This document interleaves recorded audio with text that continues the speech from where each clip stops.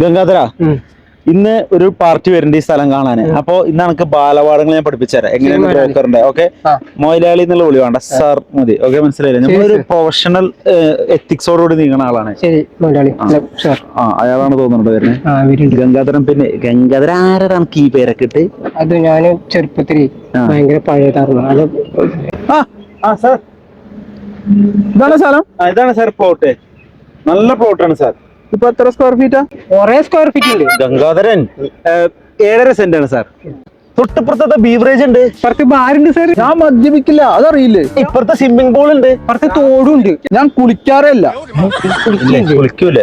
എന്നാ പിന്നെ ഇപ്പുറത്തെ മന്തി ഉണ്ട്. മന്തി വെജിറ്റേറിയൻ ആണോ? ഇത് ഡോക്ടർ ഉപയോഗിച്ച സ്ഥലമാണ്. ഡോക്ടർ തൊട്ടിട്ട് കൂടിയില്ല ഈ സ്ഥലം. ഈ സ്ഥലോ? അല്ല, ഡോക്ടർ ഇത് സാധാരണ കാറൊക്കെ അങ്ങനെയല്ലേ പറയാറ്? എന്റെ മത്തിക്കച്ചവടം. വെള്ളം കിട്ടും. വെള്ളം അടിപൊളി വെള്ളമാണ്. കൈക്കോട്ടോണ്ട് കൊത്തി കഴിഞ്ഞാൽ അപ്പൊ വെള്ളം ചീക്കും. അതെ സാർ. അതെ അതെ. കഴിക്കേണ്ട അതിന്റെ അടിയിൽ കൂടെ തന്നെ ജലനിധിയുടെ പൈപ്പാ പോണത്. ഒറ്റ കൊത്തി വെള്ളം കിട്ടും.